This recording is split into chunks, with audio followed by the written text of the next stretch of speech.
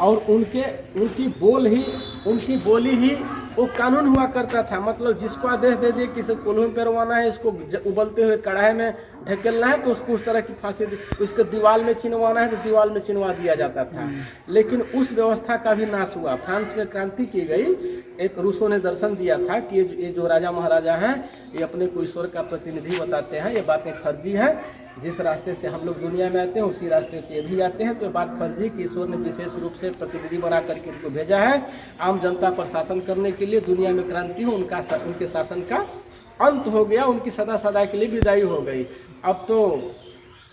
लेकिन ये जो और वही रूप जो नए राजा हैं, नए राजा, ये नेता जो हैं नए राजा ही हैं। ये अपनी छवि नहीं देखते हैं, ये राजाओं सम्राटों की तरह अपनी छवि को पेश करते हैं। जब चलते हैं तो उनके पीछे पीछे गाड़ियों का काफिला चलता है। उनके पास इतना पैसा कहाँ से आ गया है? हम लोग के पास बाइक खरीदने के लिए पैसे नहीं, तेल भराने के लिए पैसे नहीं, किसी के पास साइकिल का पंचर बनाने के लिए पैसा नहीं। इनके पास गाड़ियों का काफिला कहाँ से चल रहा है? वो पैसा किसका है? प्रधानमंत्री जब आसमान से जब जमीन पर उतरते हैं तो करीब 6 करोड़ 7 करोड़ रुपया केवल उतरने में खर्च होता है। जमीन पर जब इस धरती पर उतरते हैं तो 6-7 करोड़ रुपया केवल उतरने में खर्च होता है। ये सम्राट नहीं तो और क्या है? तो इनका भी अब अंत नज़दीक है। यानी कि आज हम लोग के पास टेक्नोलॉजी इतनी विकसित हो चुकी है कि जनता ही कानून बना सकती है। और चूंकि राजनेता खुद ही कहते हैं कि जो कानून बनता है हम लोग जनता के हित में कानून बनाते हैं, तो हम लोग के पास टेक्नोलॉजी इतनी आ चुकी है, इतनी विकसित हो चुकी है कि बिना राजनेताओं के जनता स्वयं ही कानून बना सकती है। यानी कि एक प्रशासन जो है, प्रशासन को जनता ही कैसे आदेशित करेगी, निर्देशित करेगी, कैसे निलंबित भी करेगी।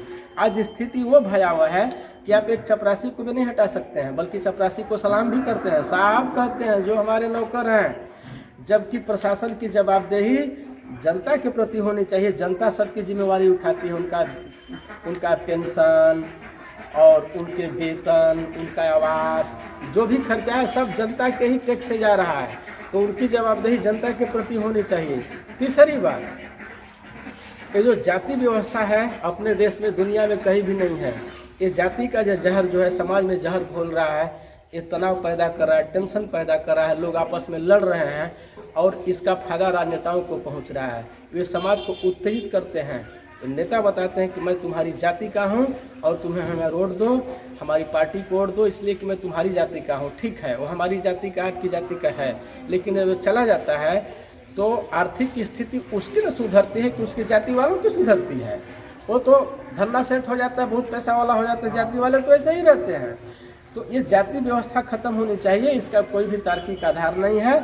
और जाति को खत्म करने के लिए जनता राज का मिशन है, जनता राज पार्टी का जो दर्शन है, इसमें जाति खत्म करने के लिए सजातीय विवाह की विधिक मान्यता रद्द की जाएगी, ऐसा कानून बनाया जाएगा। यानी कि कोई अपनी जाति में शादी नहीं करेगा, जो अपनी जाति में शादी करेगा उसकी सारी सरकारी सुविधाएं स्वतः ही रुक जाएंगी, बल्कि रोकना भी नहीं पड़ेगा।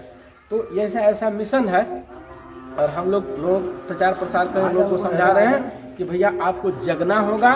नेता तो कभी नहीं करेंगे, नेता कभी नहीं चाहेंगे। हम लोग बहुत सारे नेताओं से मिल भी चुके हैं कि एक एजेंडा है, एक मुद्दा है, इससे समाज का हित हो सकता है, गरीबी दूर हो सकती है, भाईचारा आ सकता है, लेकिन नेता इसको रिजेक्ट करके ले। जब आम जनता की बात है तो आम जनता इसको कर हम लोग नहीं करेंगे। तो हम लोग लोगों को खुद ही समझा रहे हैं, पार्टी ही बना दिए हम लोग कि इस जब ये व्यवस्था आती है तो सभी पार्टियों को खत्म किया जाएगा, इस जनता राज पार्टी को भी खत्म किया जाएगा और कानून बनाने का अधिकार जनता का होगा। अमीरी गरीबी को 1:20 के अनुपात में किया जाएगा और सजातीय विवाह की विधिक मान्यता रद्द की जाएगी। ऐसा हम लोगों को सुना रहे हैं और हम लोगों को समझा रहे हैं, प्रोत्साहित कर रहे हैं कि भैया आप भी इस बात को कहो। एक आंदोलन जो बहुत बड़ी शांति होती है, बिना क्रांति के नहीं आती है। तो अगर अच्छी बात अच्छी लगी है ना आप लोग को।